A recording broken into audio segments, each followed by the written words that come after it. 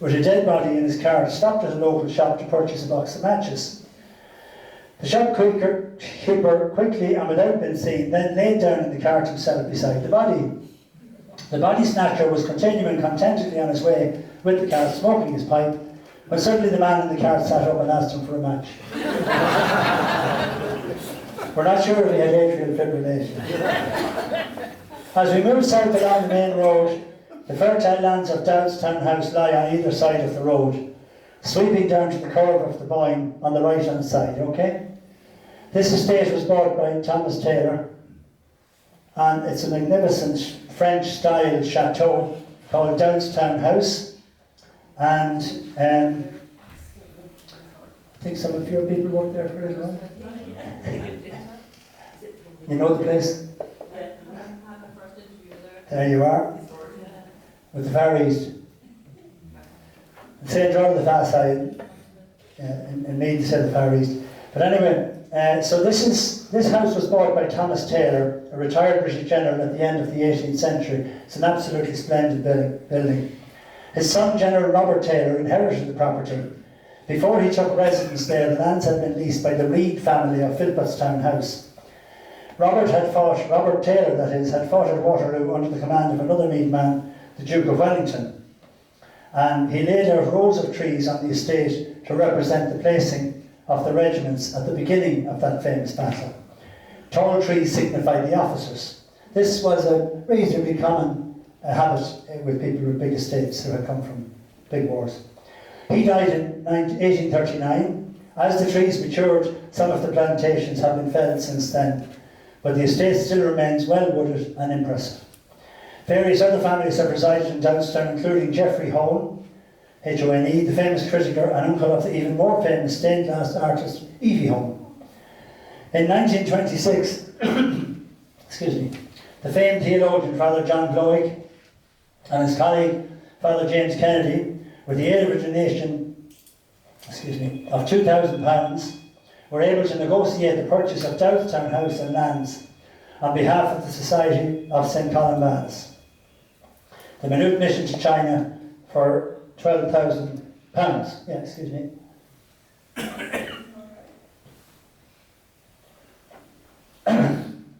For £12,000.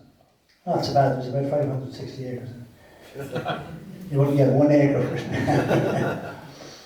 it. So, on behalf, so it became the official residence of the Society in July 1927, and the college became known locally as St. Columban's, and soon morphed seamlessly into the local community as a much-loved institution. The story goes that during the Second World War, when the fabric of the roof of the college was not up to scratch, two eminent theologians were debating vigorously when rain started to pour over them in the study, one of whom I believe was a relation of mine. Undeterred, they found and earned further umbrellas and continued the debate without interruption. There's dedication for you. So this magnificent training college was named Dalgan Park after the Society's original college in Truro, County Mayo, which had been opened as a seminary in 1917 for the minute mission to China. As numbers grew in Truro, the need for a bigger premises grew, and so Johnstown was purchased, and the first students arrived there in 1941. The last students left the college in 1977, and it is now a retreat house, a counselling centre, and a retired home for its priests, some of whom I met and had great chats with, who over the years have ministered in 18 countries, including China, where they're still operating, South Korea, Japan, the Philippines and Peru, and many other countries. So that's the college, absolutely beautiful college, and built in 1941, absolutely massive, full of parquet floors, colonnades, a bit like a monastery really. The ruins of a 12th century monastic settlement, okay, attached to St. Mary's Abbey in Dublin, as were all, did we miss it? The little church, maybe I didn't put it in. No, don't worry about it. It's a ruined Cistercian, small church like we have in many other areas of the parish. And it was used as a graveyard, and there was a gentleman called from Assai, Michael O'Brien was the last to be buried there in the 1970s, I think. It's a very small tower, it would have been a very small monastery, but obviously it happens that where you have one religious institution, another one follows. So, the famous Columban magazine, The Far East, now called Columban Mission, has been continuously published by the Columban Fathers in Shrule and here since 1918. A.J. Cronin, the Scottish author of many best-selling novels in the early part of the 20th century, based one of his novels in a rural part of Scotland, but used his personal knowledge of Johnstown, its lands, and the majestic sweep of the River Boyne as it comes down from Berlinter Bridge as the description of a riverside mansion and arboreal grounds for his Scottish novel. So even though it's called somewhere in Scotland, it was actually St. Columban's he used as the motto. We arrive now at what is regarded as Garlow Cross. Oh, there's the Cistercian Abbey, it's reappeared. Well done.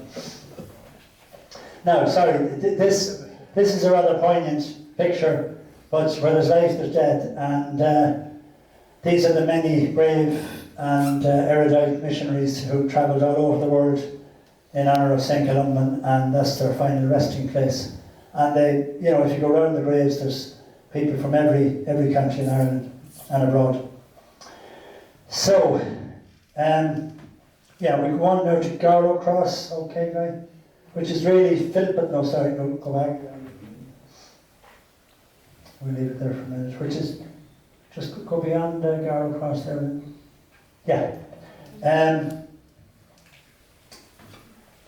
Actually, go back to Garlow Cross. That's why I put the slide there first. Sorry. Yeah, that's called Old Garlow Cross. So this is a bit confusing. Old Garlow Cross is about 700 metres from Garlow Cross, which is not really Garlow Cross at all, because it's Philpottstown Cross, where Taranary pub is. And Old Garlow Cross is not really Garlow Cross at all, because it's Garla, G-A-R-L-A-G-H. So we have two, and it's not even a cross. So we have a lot of confusion. But as things have come down, the Garlow Cross on the main road is called Garlow Cross, and the locals here have called this lovely little garden they have as Old Garlow Cross. So you can go on to the next one now. So Philpottstown used to have a post office many years ago, I think in the 18th, 19th century, but not now. This is Philpottstown House. Regrettably, I didn't get in to take a photograph. There was nobody there. They were having babies, and or have had babies, one or the other. And it's a fine house, and I suppose it's similar to all the other houses that were built around the 1840s in the region, you know. Philpottstown House was once the home of the Reed family, who at one stage also leased land on the Downstown farm, as I said earlier. This family was steeped in horse breeding and made their living for generations by breeding war horses, or troopers, as they're called, for service in the British Army. The arrival of the tank in the First World War caused huge disruption, but the main reason, and even more significantly, the use of barbed wire on the front, extensively on the battlefield, signalled the very sudden and thankful end of this particular equine enterprise, which caused considerable economic hardship on the Reed family and many other similar Irish families at this juncture in history. Now, we still do breed horses for the royal family, so I suppose we have something going for us. Reeds made use of one of their flat fields on the Yellow Walls Lane as a polo field, so they were a family of means. Another story about this St. Patrick guy is that he was on his way to Destiny at Tara. He sat down for a rest at Garlow Cross. He probably called it Philpottstown Cross, where he fell asleep. On awakening, he discovered that his sandals had been stolen, so he put a curse on the place in disgust. Another alleged bad move from the royal county towards one of our patron saints, not going very well. So further down the Dublin Road, we go on now, Guy, at the boundary of the parish and at the bottom of Soldier Hill is the location of Dillon's Bridge School. So that's what's left of it. It's a roundabout. And this area has now been transformed beyond recognition into a new reconfigured road along with two roundabouts, one called the Dillon's Bridge roundabout and the other the Soldier Hill roundabout, as you go on up towards Screen. And I'm delighted to see that we have two lovely ladies here, daughter of Teenie Allen, who was in school in Dillon's Bridge, I think. Yes. So, where were we? Dillon's Bridge, yes. So the school was built in 1860 on the exact site of a hedge school. At the time of the publication of the booklet in 1985, Mrs. Liston, a former principal of the school, had recently died. She was a Miss Mallon from Screen, and our great-grandfather was the teacher at the old hedge school, which was in exactly the same position. Dillon's Bridge School was closed in 1957 and was replaced by the new Lismullen School on the Green Road, which in turn was demolished last week to be replaced by more modern school buildings. I took a picture, but it didn't come out. It was just rubble. The Dillon's Bridge location is remembered, as I say, by the Dillon's Bridge roundabout.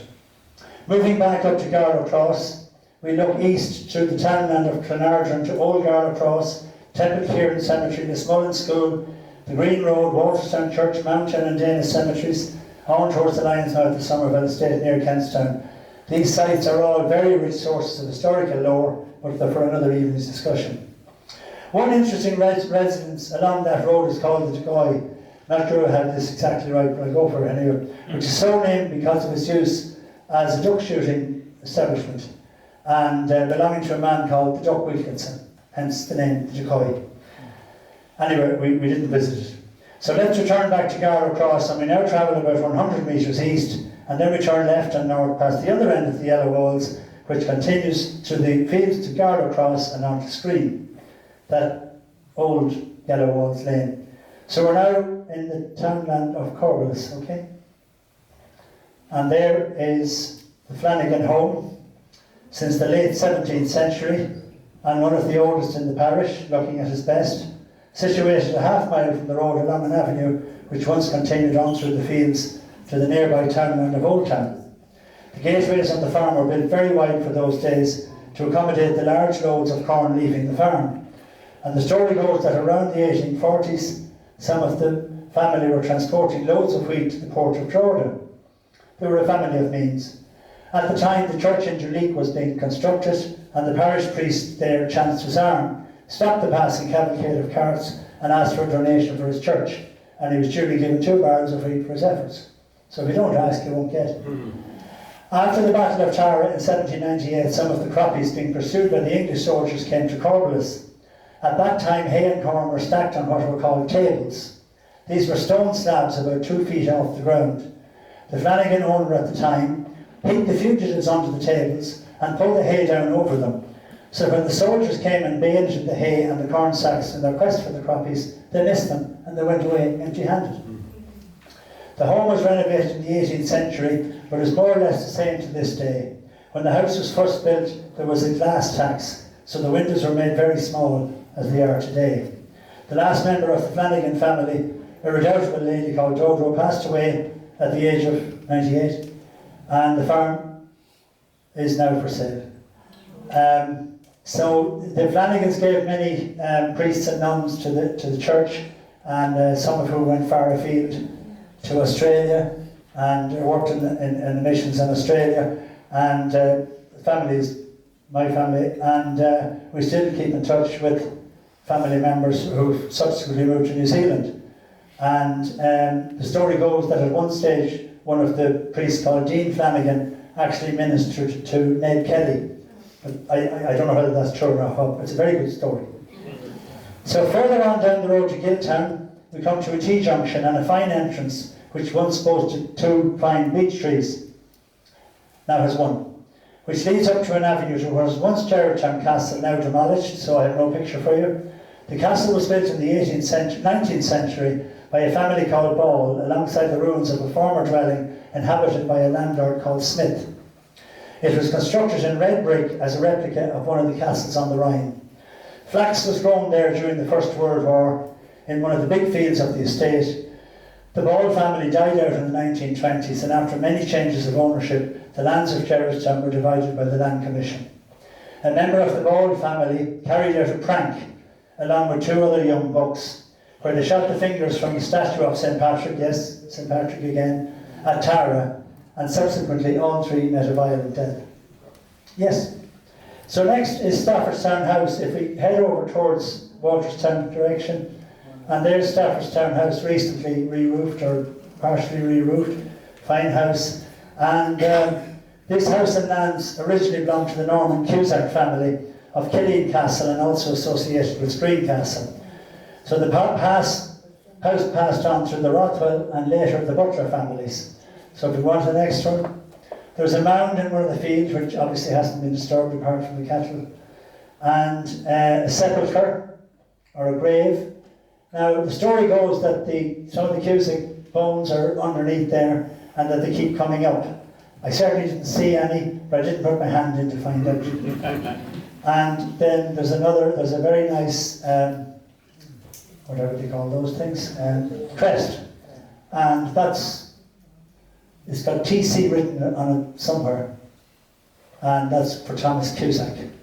So, a very historic place. And the lady of the house there is doing a lot of research and has lots of photographs of parties and people in carts and horses in carts and everything like that. And a lot of some material from the Irish Folklore Commission, which is very useful, which was in the mid-30s, maybe late 30s, where children at school were asked to write stories about the locality.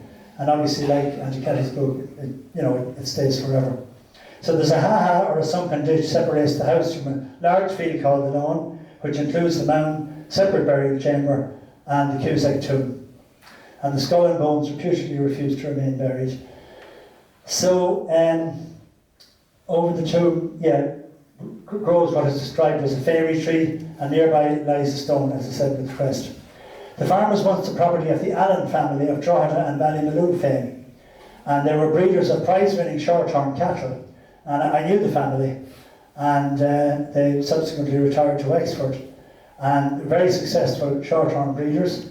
Coincidentally, the next owner of the farm was Bart Monaghan, who purchased the house and lands in 1958, and he introduced the first Charolais cattle into Ireland in the early 1960s.